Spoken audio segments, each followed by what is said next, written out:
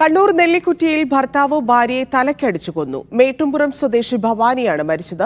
നാരായണന് മാനസികാസ്വാസ്ഥ്യമുണ്ടായിരുന്നതായി നാട്ടുകാർ പറയുന്നു. സുനിൽ ഐസക് ചേരുന്നു. സുനിൽ, എന്താണ് സംഭവിച്ചത്? പയ്യാവൂർ നെല്ലിക്കുറ്റിയിൽ ഇന്ന് രാവിലെയാണ് സംഭവം. മേട്ടുംപുറത്ത് ഭവാനി എന്ന 75-കാരിയാണ് ഭർത്താവ് തലക്കടിച്ച് കൊലപ്പെടുത്തിയത്.